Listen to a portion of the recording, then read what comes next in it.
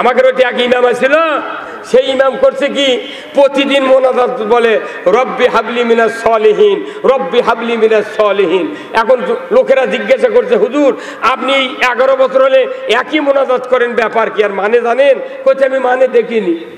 তো ওই লোকটা আবার আরেক মৌলবীর থেকে শুনে আসা করছে হুজুর আপনি যে মোনাজাত করেন এর মানে হলো যে আল্লাহ তুমি আমাকে নেককার সন্তান দাও। যে আপনার কি সন্তান হয়নি এখনো? করছে 11টা। কয় না? 11টা সন্তান।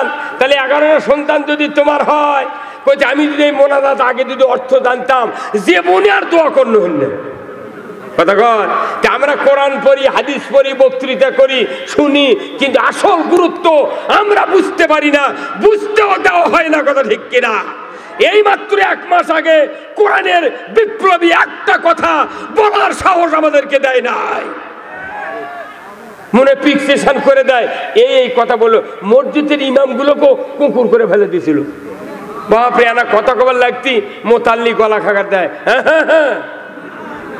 তখন ইমাম সাহেব তাকায়, কেরে মোতাল্লির গলার আওয়াজ। তখন মোতাল্লির চোখ দিয়ে কয় হুজুর কি করছো?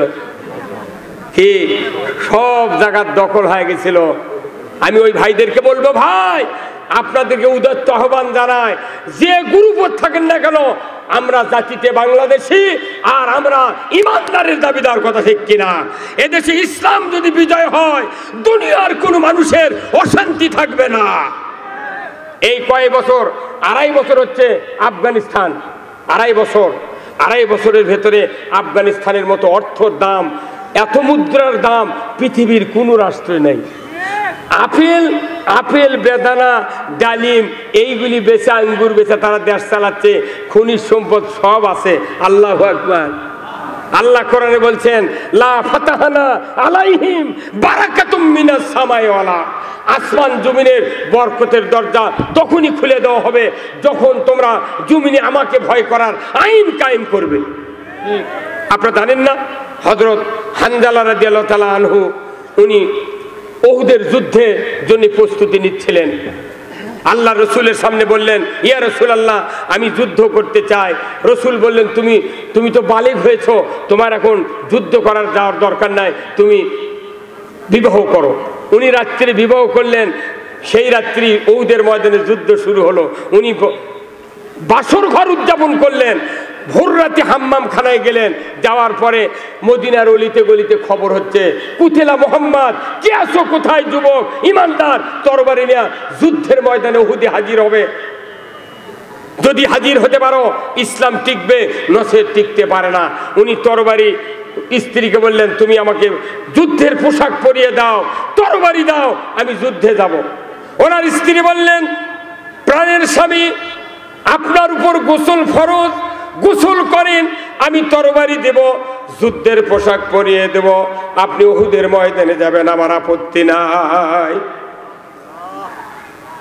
উনি বললেন গোসল করতে গিয়া যদি আল্লাহর নবী শহীদ হয়ে যায়, ইসলাম যদি পরাজিত হয়ে যায়, কিয়ামতের দিন আমাকে আসামির কাঠগড়ায় দাঁড়াতে হবে।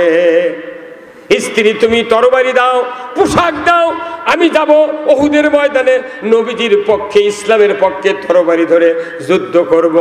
উনি যুদ্ধের পোশাক পরিয়ে দিলেন, তরবারি হাতে দিলেন, চলে গেলেন উহুদের প্রান্তরে গিয়া রসুলের সাথে সাক্ষাতের আগে যুদ্ধের ময়দানে নেমে গেলেন। যুদ্ধ করতে করতে এক পর্যায়ে উনি শাহাদাত বরণ করলেন।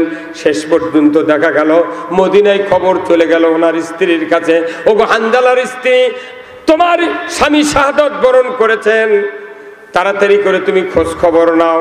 উনি দৌড়ে চলে গেলেন, যা খুঁজতে খুঁজতে রসুলের তাঁবুর ভেতরে চলে গেলেন। হুজুর বলুন তো আমার স্বামী উপর গোসল ফরজ ছিল, গোসল করে নাই, যুদ্ধে শাহাদাত বরণ করেছেন, আমার স্বামী